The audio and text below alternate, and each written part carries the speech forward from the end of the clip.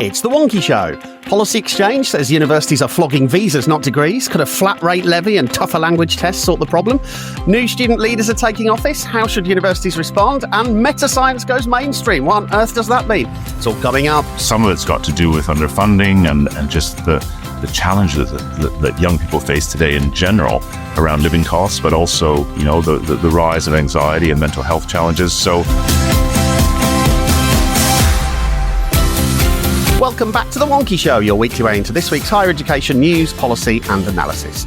I'm your host, Jim Dickinson, and here to help us understand what on earth is going on, as usual, three top-line guests.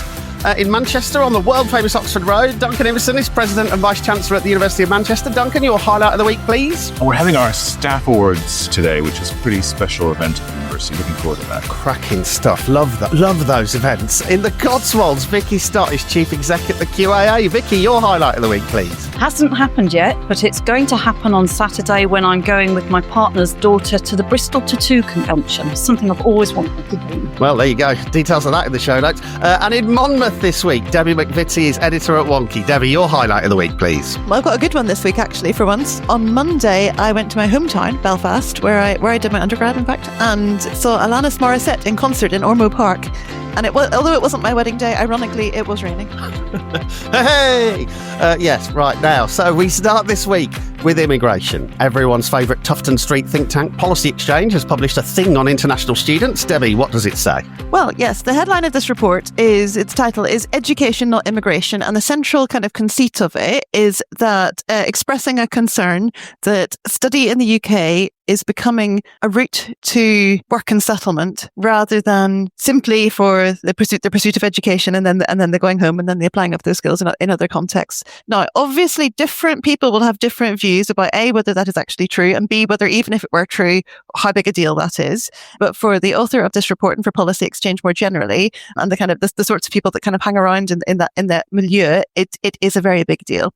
So I think what's interesting about this report is there's a real focus here on trying to differentiate in a way that the sector is often quite resistant to between what the report describes as highly ranked research-intensive institutions, and the argument goes that actually there's really quite a significant cross-subsidy from the scale and the prices charged for international students into those institutions, and also that cross-subsidy is funding things that we as a country care about, which is world-leading research. The argument then runs, well, actually, in the what it's describing as lower-ranked institutions, the cross-subsidy is lower, and the stuff it's funding is sort of tacitly kind of implied as less important.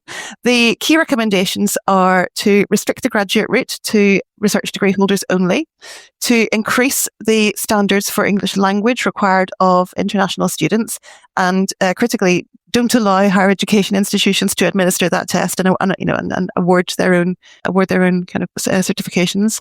It proposes that there should be a £1,000 levy on international students, but paid by the students themselves rather than by institutions. So if you think back to the immigration white paper, the proposal was that there could be a 6% levy on international student income payable by institutions. And obviously that's going to have to be kind of worked up quite a lot more before that turns into a real policy. But that's what the proposal was. And finally, not to let EU students have access to the student loan book or be charged domestic fee rates. Now, well, there's all sorts in here. We could start kind of with the detail or start with the big picture. I guess big picture, Duncan, what I often think is quite an artificial divide between broadly, education and what you want to do with the rest of your life. Are we stuck there in this kind of, in the way that Policy Exchange have kind of framed this? Or is there a different story to tell about, of course, young people all want to, improve their lives, and that's partly about education, partly about their career, and maybe it's also partly about staying here. Yeah, I think it is a forced divide. Obviously, education is a lifelong good. It's not a sort of product that you buy and then use up. So, and also immigration is an important part of, our economy, our society. It's the way that countries sort of get better and flourish. So there's a broader context, which I think the report probably doesn't quite capture. But having said that, the other issue is just it's a complex area as well. The way in which the international education market works is quite complex. Different students have different preferences, different needs, different ambitions, different dreams. And I think we need to recognize that. The report goes some way of doing that, but I do think we need to recognize the differences. There's no question that international education is a massive reason why the UK has such a terrific higher education sector for all its challenges. I mean, that's just unquestionable. So we need to get real about that. We don't want to see shonky practice. We don't want to see education used as a sort of workaround to migration. But we've got to recognize the incredible contribution that international education makes to not just the UK higher education system, but to our economies, both national and local, to our cultural, creative sectors, to a whole range of areas. And I think that's often missing, in the current debate. It gets a bit too narrow too quickly. But let me ask you this question, Duncan, actually. So, if I think about the way international students and this debate has kind of played out over, say, a decade, what universities have tended to do is say, they haven't quite said this, but, effectively being an international student is a kind of educational holiday. Don't count them in the net migration figures. They all go home. This is all about soft power. And at the same time, our birth rate's falling, our population's getting older. We need more people in the kind of working age population to support public services. We need immigration. Now, if universities kind of rely on something that isn't really true anymore, haven't we got a problem? Isn't it for universities to kind of, to some extent, lead that debate on, the future of the country? Yeah, certainly my view is we want really talented, successful migrants to come to the UK, whether it's for university or through other ways to help, create the kind of prosperity that we all benefit from. Having said that, it's also really important for the country and for governments, whatever your politics, to demonstrate that they've got control, especially of legal migration, right? That is just a political fact that we have to grapple with. So I think when universities talk about, the way that international students, for example, in Manchester, we have one of the highest retention rates of graduates. Once they've graduated from us, a lot of our students stay in Manchester, and many of them are international students. And many of them go on and do incredible things. But also international students have their own, ambitions and preferences. Some of them want to come, get a degree, work for 2 years, well, now it'll be 18 months, and then go back to, their home country or go off and do another degree somewhere else or do a job somewhere else. So I think we have to be really upfront about the contribution that international students and migration in general makes to our society, not just to the economy, but to the society more generally. But at the same time, recognize politically, governments will need to sort of demonstrate that their legal pathways of migration are kind of robust and reliable, and our communities are comfortable that we're managing that in the appropriate way. So I think that's what universities are often trying to balance. Yeah, but I guess that sort of that desire, particularly for Keir Starmer, a relative technocrat, to kind of be seen to get a grip is, in terms of positioning, really important. Now, on this grip thing, Vicki, the report, I think it's really important. The report basically says the problem here is that universities are marking English language homework, right? Broadly, he's saying, look, you got to externalize testing to raise standards. Now, should universities accept that, there has been some bad practice, and or is it the case that universities should say there isn't really a problem here, produce your evidence? I think the answer is that there is a worry that there is bad practice always, but without having some kind of peer review around what's happening, you can't be sure. If we're not looking at it, you cannot be sure. So I guess the simple answer is, if you want to be sure there's no bad practice, then externalize the testing. But universities have complete autonomy over their recruitment practices, and you wouldn't want to see institutional autonomy being eroded. I think there are bigger problems around the quality argument, though, and that is this kind of reliance in this report and several before it on the idea of league table rankings and prestige being the metric by which we should say who can and who can't have how many students. And, as you know, Jim, I appreciate I'm preaching to the choir here. Prestige rankings in league tables are not the same as quality. League tables do many things, but they do not measure the quality of provision. And so saying that because you're number 4 or 5 or 6 in a league table, or because you're in the top 500, you can have more of this thing than other people, seems to me to be misplaced faith in what a league table can tell us about a provider. Yeah, it's fascinating, isn't it, Debbie? Because, OFS will talk about a kind of risk-based approach. And I guess what it really means when it says a risk-based approach is, the simple version of this is kind of in this report, which is, as Vicki describes, the high prestige institutions can sort of, keep their freedoms, and others you get red tape. But it must be the case, mustn't it, that particularly if you think about the wider tertiary sector, you just need different regulatory approaches for different parts of the sector. So if it's not this, what is it? I certainly think when OFS has thought about risk, one of the things it has thought about is about track record. And I think that there's a case for saying, look, if you've sort of demonstrated yourself in the past to be trustworthy, there's no real reason to think that all of a sudden you would become untrustworthy. So there's a degree to which you it's an earned trust economy, isn't it? I think also there is something here that I think this is, and I think this is something where the sector has real challenges to navigate, because it's about the kind of rapid increase. And that's what we saw a couple of years ago in that sort of post-COVID space. That's, I think, what is driving a lot of the kind of angst and public kind of nervousness and policy chatter, which actually the overall numbers have sort of come back down again and are now kind of, possibly rising at a much gentler level. And so there's something there about triggers for investigation as well. So I think that, so it's kind of like, the system kind of being designed in a way that it's, you're essentially able to earn trust. And then if something kind of looks funny, then questions start getting asked. But I mean, to be honest, Jim, I don't think that's a million miles from the system we actually have. Yeah. I mean, it's clear UKVI don't poke around in every institution, isn't it? Yeah. Yeah, exactly. So, where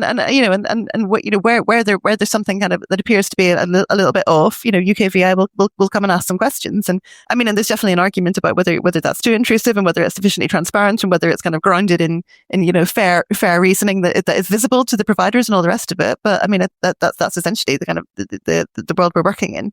And whether you think that is sufficient comes down to whether I think what it can't come down to is, are we just bringing in too many of them? That's just not, this is all about, thinking about, and I think some of the immigration white paper proposals are quite smart in this area. So they're saying, well, actually, can you evidence that if you're recruiting lots of international students, that there's a support for integration, that you've considered the impact on the local community, that you're doing this in a kind of considered and sustainable way? That's how you build trust, right? Yeah. So a kind of value added in your proposal. I guess, Duncan, the other option is, if we were being policy wonky about this, we would say, okay, don't design a policy that's all about reputation and playing to the backbench gallery. Design a policy that's about the extent to which you rely on the money or the extent to which there's a cross-subsidy. I mean, there's all sorts of options, aren't there? There are, yeah. And I do think that trust and verify sort of model is sort of the one we have, or I'm learning to think it is. And I think that's probably the right way to go. I mean, one thing about the report that was interesting to me is, especially around language sort of assessment, it's just not true that every university does its own assessment. I mean, we don't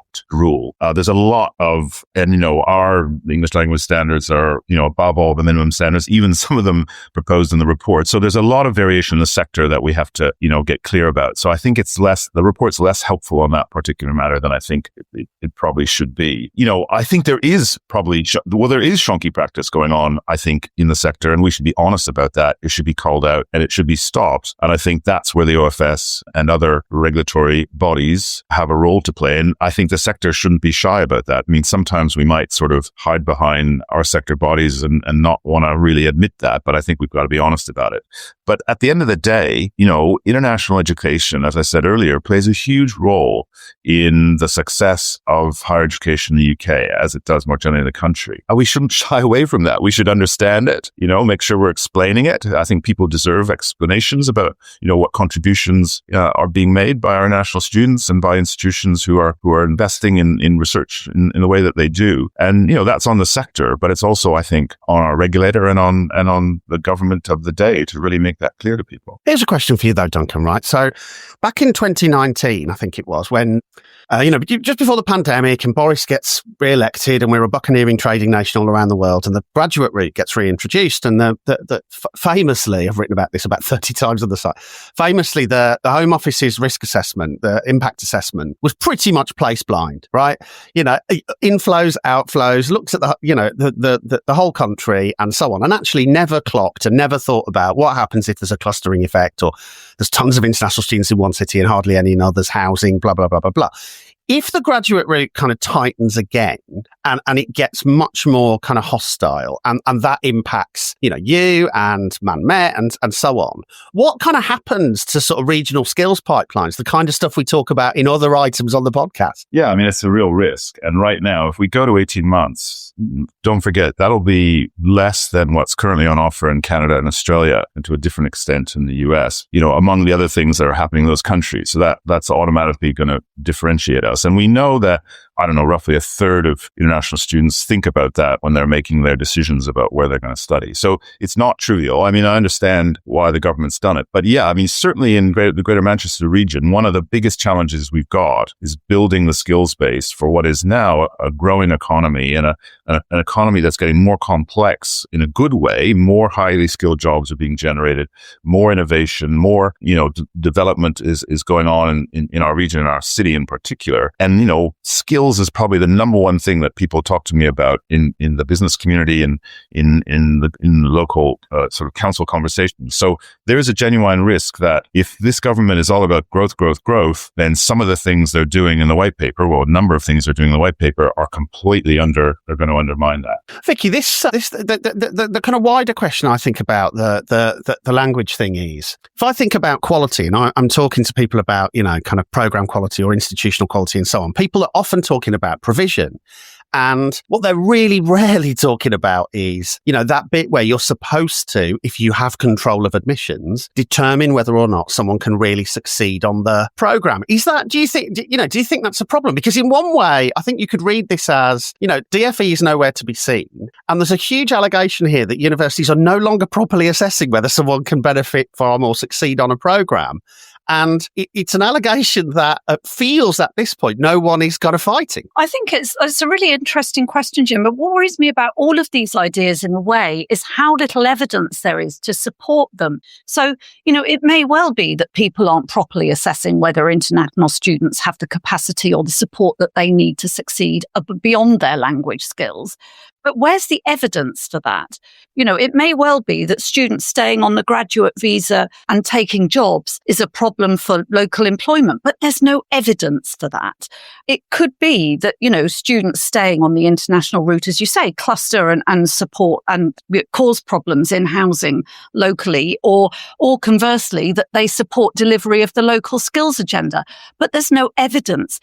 I think these are all ideas that it's worth having conversations about when you're trying to design a policy. But without any kind of evidence, all you're doing is, pushing buttons at random and hoping that you end up with a typed and well-argued thesis. But I mean, in many ways, Debbie, I think, we're in a kind of vibes era, aren't we? So actually, I'm just going to pop in a clip here from Britain's most listened to political podcast, where Rory Stewart, of all people, was talking about what he thinks about international students. There was, I think, quite a smart policy which was put in place by Rishi Sunak to say the very top students in the world should be fast-tracked. So it's very easy to get a visa to come to the United Kingdom, or was under him if you'd been at Harvard, whatever.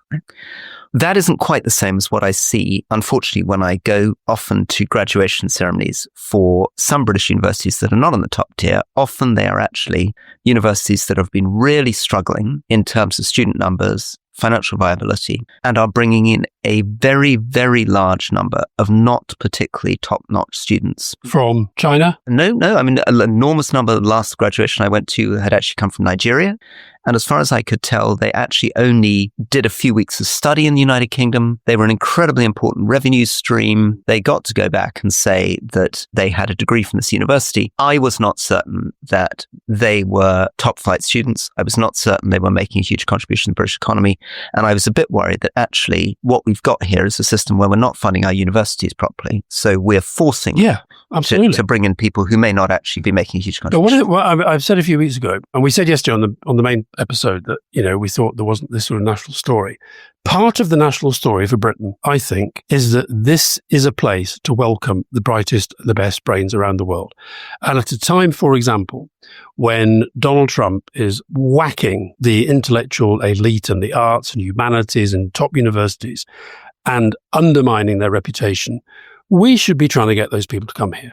Well, I think I think if I'm sort of answering with my head and my heart here, which is that I think the relationship between vibes and evidence has to be tightened up, shall we say. So, I mean, but here's a good example, right, from the report. And I mean, I don't know whether Rory Stewart's students that he's talking about were postgrad or undergrad, but statistically, the likelihood is that they were postgrads, right? And one of the things that the report is saying is it appears that it says that domestic student numbers have been are reducing in real terms, which I'm not quite sure of. I'm not sure that there's a sort of inflationary impact on student numbers, but there's the kind of argument that in some institutions proportionally there's been a reduction in domestic students. But what it doesn't do is differentiate between undergrad and postgrad, right? And I think one of the things that is often not really discussed because of the vibe is that what we're talking about is level 7 students. They're coming in, they're doing a year of master's level study or postgraduate qualification, and that is a very specific, coming back to Duncan's point about the skills impacts, that those are often extremely high value courses. They're courses that would not necessarily exist without that international student input, because the market and the economy at the postgraduate level 7, the domestic economy is very different from the undergraduate economy. And so there is, I think, a need to really develop some evidence around level 7 and to try and understand that economy and what it's doing in the skills landscape, particularly in the relationship between skills and innovation. And then think about where international students can support that. And then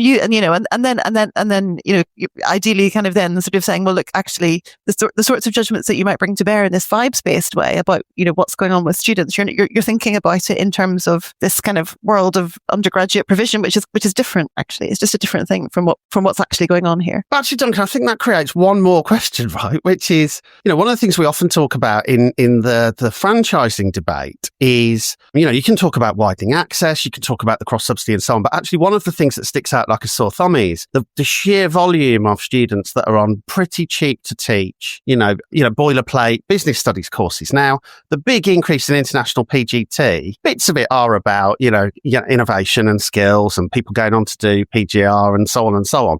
Actually, a huge volume of it is people doing business studies. Now, if in the end, one of the reasons that all of this is happening is that the government's trying to keep numbers under control, is one of the options to control by subject. Yeah, I mean, it's tricky, right? Because who can predict which subjects matter most and when and for what reason? And also you have, we're in a sort of market. So, students are actually making choices and and institutions are responding to those choices in part. So I think that would be a really hard policy framework to get right because, it would change quickly. I mean, I do think we need to build confidence in government and in the general community that universities are managing and recruiting in the right way. And as I said earlier, if there are shonky practices going on, they need to be stopped. They need to be called out. And, if that means the sector has to sort of say to some of its colleagues, hey, that's just not right. That's just not on. I think we need to be really open and honest about that.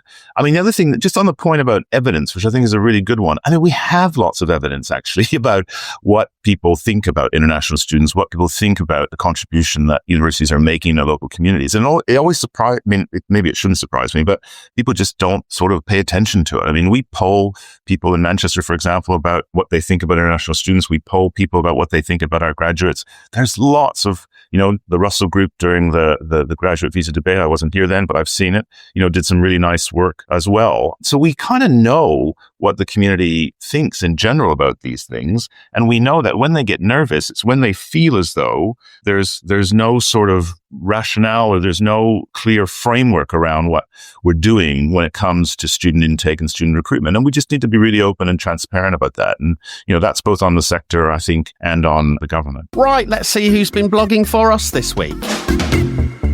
Hello, I'm Denise Baker from the University of Derby. This week on Wonkhe, I've blogged about the prospects for apprenticeships in health and social care ahead of the publication of the NHS's 10-year plan. You'll be aware that the funding for Level 7 apprenticeships has shifted to lower levels. The introduction of new foundation apprenticeships adds to a rather crowded number of pathways at Level 2. Meanwhile, the removal of Level 7 apprenticeship funding threatens careers and skills development for practitioners, likely leading to role stagnation.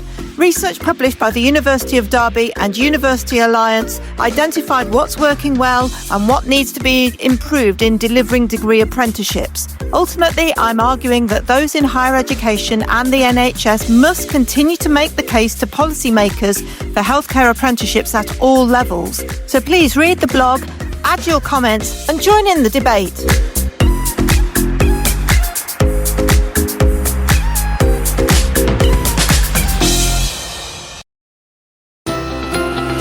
Now, next up, student leaders. This week is the one where the cosmic ballet goes on, and we've been trawling their manifestos, the new ones that have all taken office this week, to see what they said to get elected. Duncan, what are they saying? Yeah, this is fascinating. So I'm a former student hack, so I found this incredibly fun to read, but also coming to Manchester and having a really great student union to work with and a great student culture around student unionism. It's been a fascinating thing to sort of reflect on. I mean, what's really interesting is just this really, I think, profound shift going on whereby academic life is now no longer really the primary sort of orbit within which students move, right? They're balancing work and study. They're trying to find a way to create, get support for paying for increasing living costs and the costs of higher education.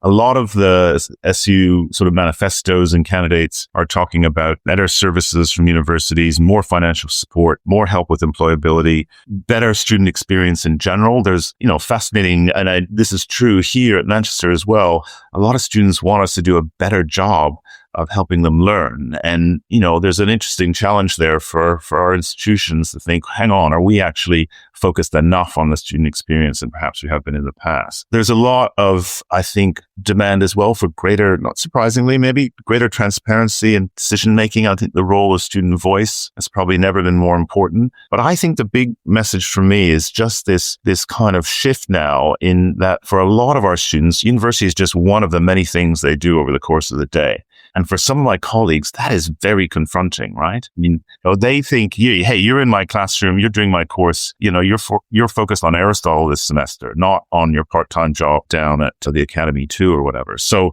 I think that's a really deep shift that's occurring.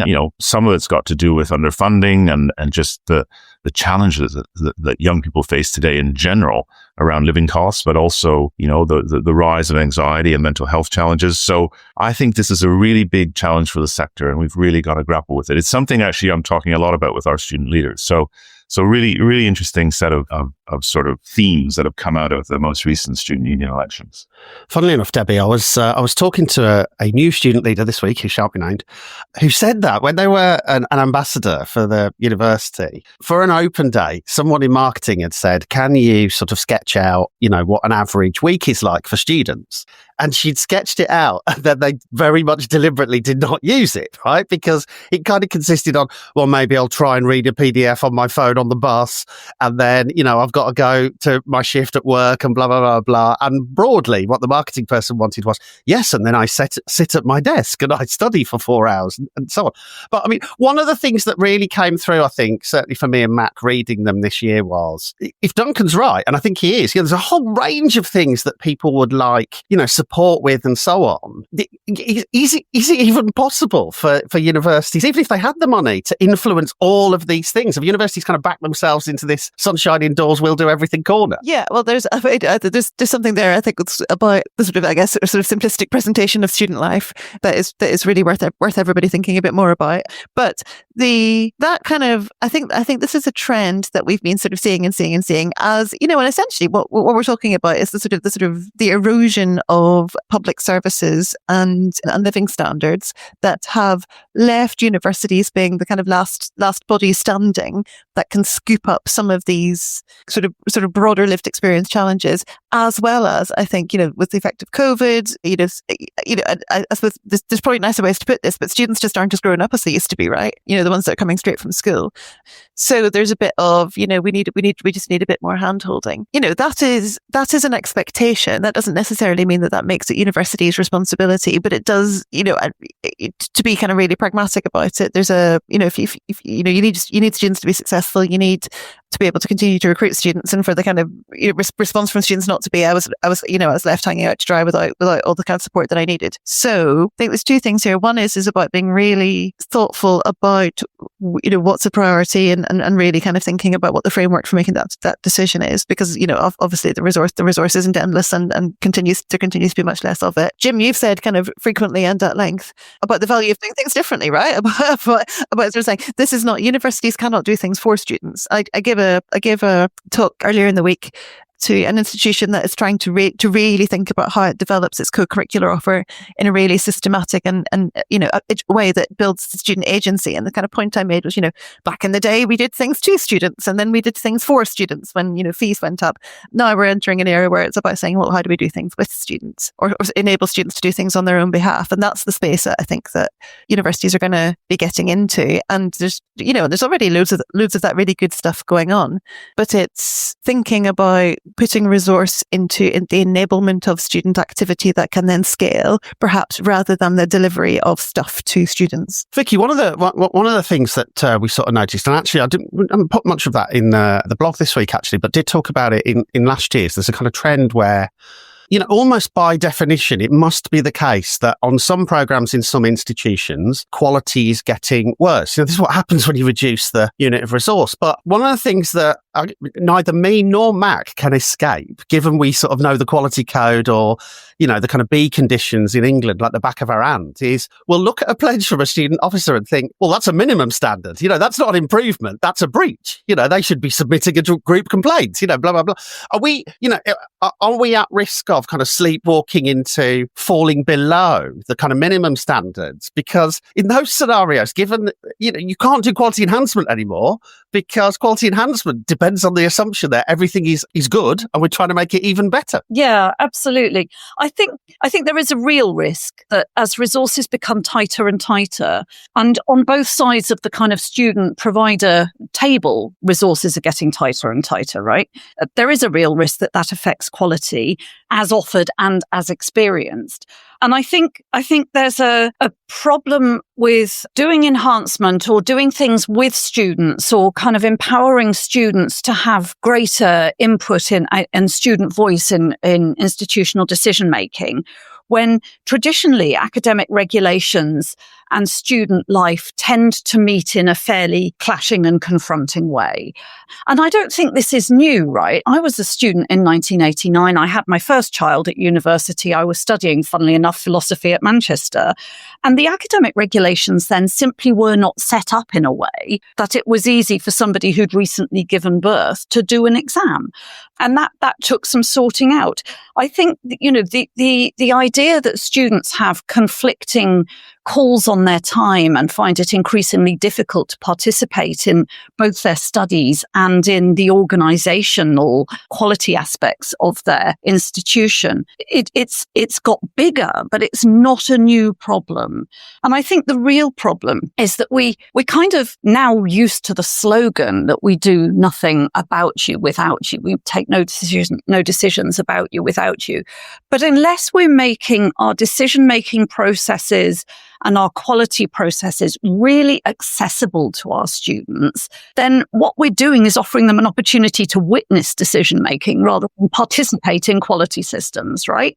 And we need to acknowledge that those are very different things. And in a resource-poor environment, if you really enable students to participate, you are increasing your capacity, you're increasing your resource. So giving them that power to do more than simply witness helps both sides of the table to improve the quality. The other question I was going to ask you, Duncan, was, so I might have told this story on the podcast before, but so apologies to listeners if I have. But late last year, I ended up going to a presentation from the fellow that runs the Manchester United Federation, who was doing some widening access work in Northern Ireland. And he was saying, look, if you think about Maslow's hierarchy of needs, then broadly all the staff in that charity were hanging around in the kind of top level of Maslow, right? What we do here is self-actualize. We get them onto campus, they look at the facilities and blah, blah.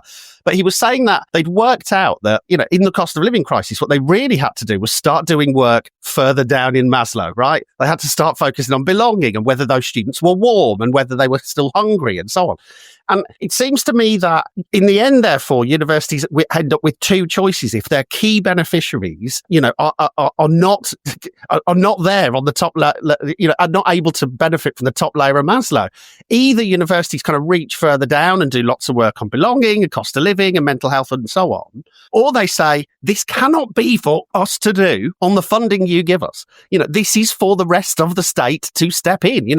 What should universities do? Look, it's a really great question and a live question in the sector. And I have to say, since Ryan, by the way, the fact that Vicki studied philosophy in Manchester, of course, explains all the incredible success she's had.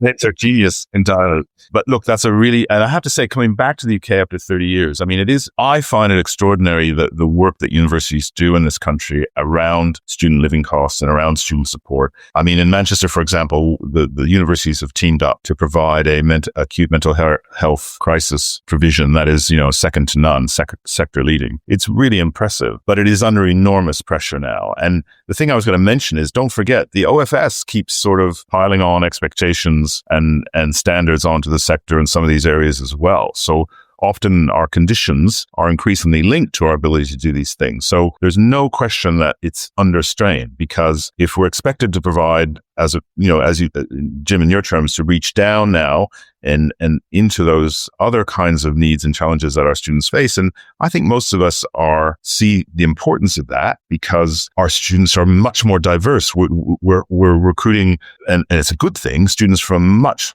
more varied backgrounds now, I hope. And that means students are coming to us with different needs, different backgrounds, different requirements.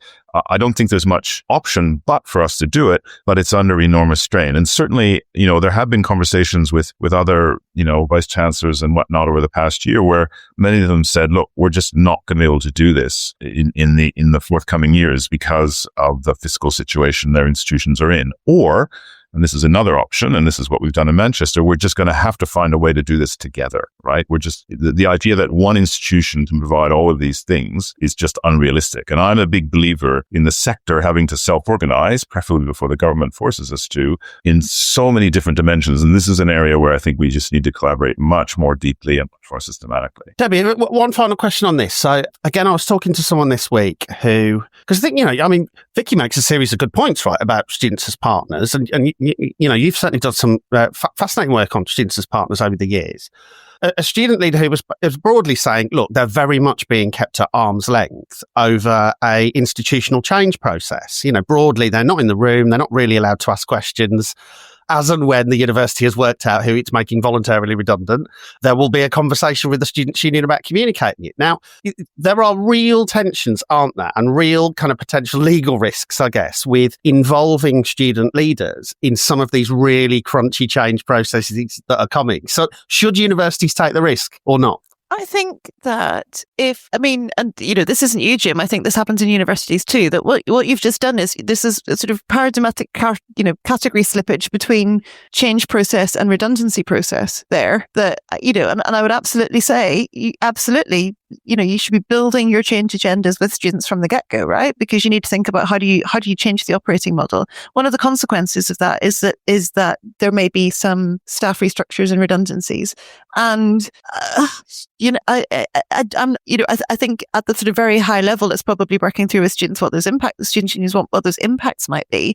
But in terms of like those detailed discussions about where we're cutting and how we're going to run that process, I'm not sure that that's something it is worth or necessary to have students involved in. Like, there may be an argument on the other hand, but I think where the kind of, and this I think is the challenge for universities, is saying the approach cannot just be, where can we strip out costs? It is about transformation. It's about doing things differently. And that's the bit of the conversation that students really, really need to be involved in, not only because they can be partners, but also because they will have really useful insight to contribute.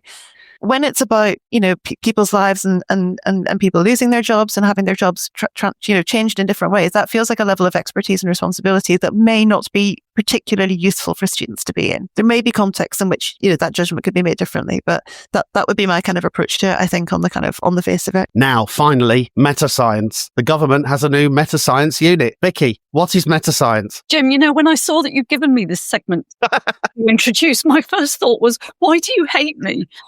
I went and read the report, and it really is. It's a fascinating interrogation of the systems that shape our thinking, sometimes quite literally.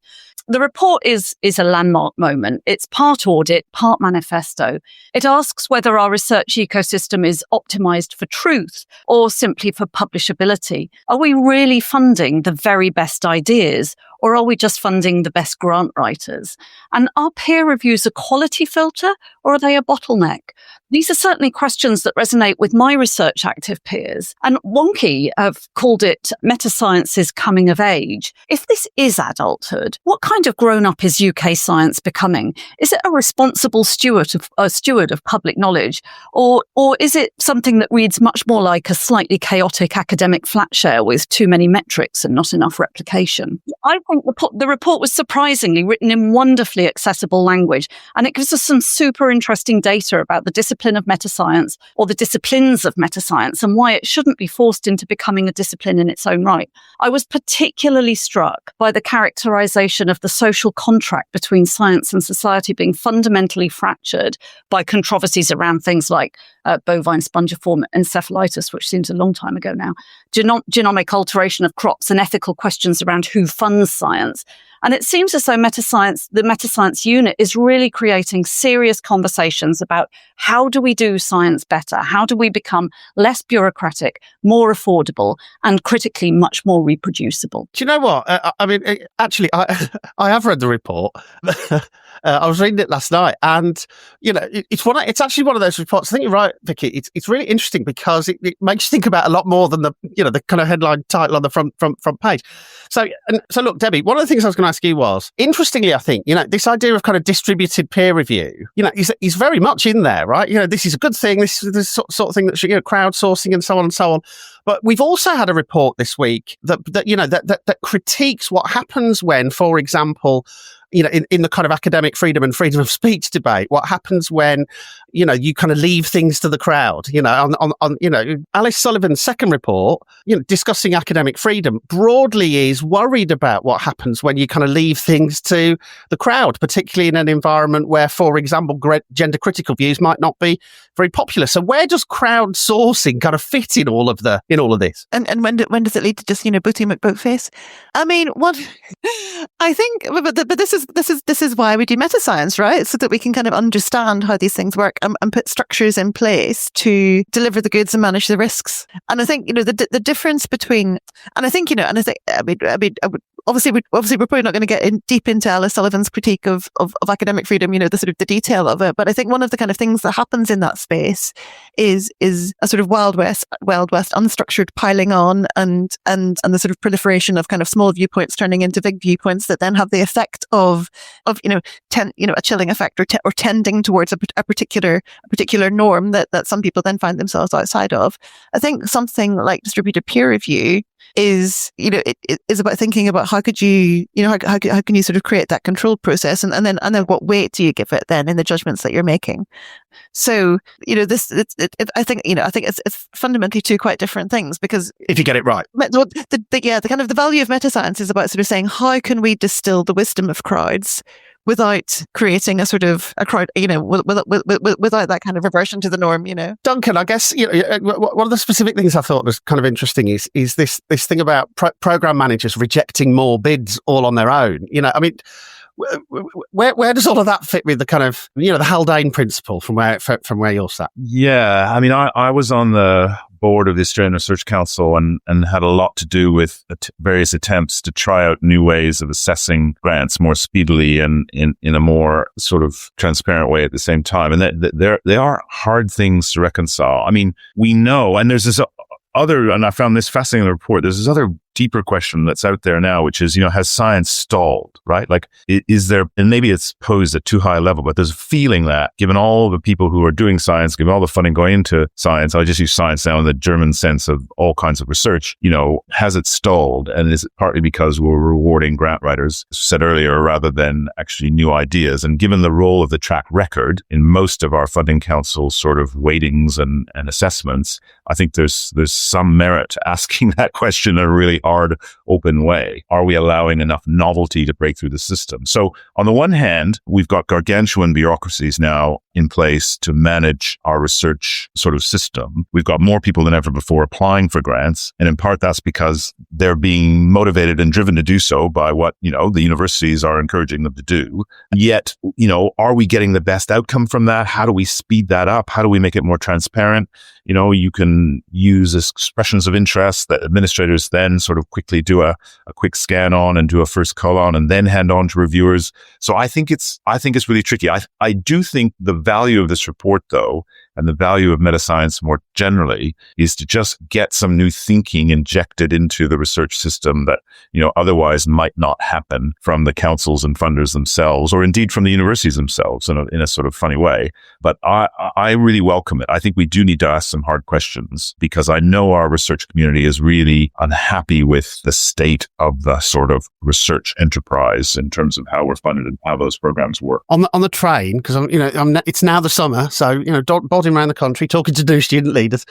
I'm not always, working on the train, because sometimes you can't. So the other day I was watching the new Adam Curtis thing, and then an interview with Adam Curtis, this, kind of documentary filmmaker, uses lots of archive clips and so on. And one of the arguments he was making in this interview was, the thing about AI is it kind of traps you in the past. And so I'm kind of interested in this idea that kind of citation metrics are out, and it's AI that will find all the novelty, because surely what AI does is tell you all of the things that happened in the past, not the new things that we're discovering in the future. Well, I guess there's a truth in that, but also what AI does is cut down on bureaucracy. It can filter applications far more quickly than a human being can. It can point out, where there are ideas that are reliant on history and where there are outliers that might be new. So I guess that's a way of getting AI to move us away from the past. It's, I think there is enormous scope for AI to do the bulky, time-consuming bureaucracy and allow humans to come in and make evaluations on the result of that. And that, I think, moves us away from the past. Debbie, I guess, the other thing that stuck out for me is, and I'm quite sad about this, partial randomization didn't work. Yeah, are we kind of obsessed with, kind of wedded to a kind of cult of excellence? Dare we ever leave anything to chance? I think when it comes to research, you do sort of have to. I mean, I may just be being, disastrously kind of square and traditional in this view, but just so elitist. I do think that particularly where the incentives are to kind of get as much research out the door as possible, and that's kind of that is, I think, that Duncan said is can stack up the incentives in a sort of funny way. You do need to be really, really confident that the things that are being given public funding are the things that are likely to advance the discipline, and hence the general state of knowledge and the economy and public life and all the rest of it. So there is, and inevitably there's got more great research that could be done than there is funding to support it. I think reading this report, what my mind went back to Ottoline Laser, the outgoing UKRI chief executive, testimony to the science committee in the Commons last week or a week before, where she's sort of saying, actually, I think the sort of the way we organise research in this country is probably going to have to change because of the sort of systematic, it's not underfunding per se, but you can't make the kind of full economic cost of any given research project. So there is going to need to be a bit of thinking about how to generate economies of scale and so I think there might be something to do before it reaches the funder to really think about what are the research priorities, how do we think about what the direction of travel in these different disciplinary areas are, looking at the industrial strategy and thinking about that. But fundamentally you do need to still be able to say we're funding excellent research, right? I mean, that is how you do that. I think should be up for debate, but it's got still got to be excellent. Yeah. Duncan, I guess the final thing is the kind of undercurrent to some extent is, one of the promises here is that what metascience will do is generate leaner bureaucracy. And, whenever someone is selling this to me, in my personal life, I always wonder whether, taking the dredge out of things is going to be something that I benefit from, or whether my employer Wonkhe.com benefits from.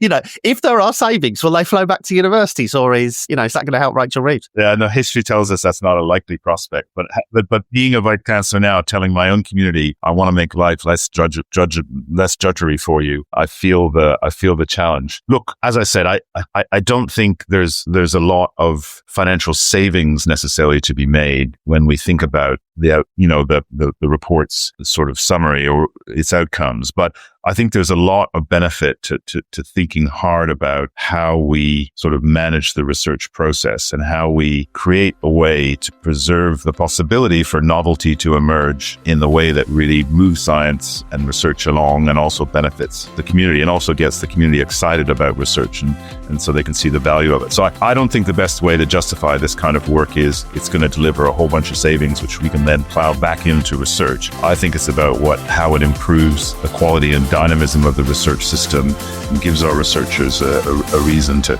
keep going and keep hoping. So that's about it for this week. Remember to go in deep on anything we've discussed today. You'll find links in the show notes on Wonkhe.com. Don't forget to subscribe. Just search for The Wonkhe Show wherever you get your podcasts. And if you want to get ahead of everything going on in UKHE, just click subscriptions on the site to find out more. So huge thanks to Duncan, Vicki, Debbie, Michael Salmon for making it happen behind the scenes. We'll be back next week. Mark will be here. Until then, stay wonky.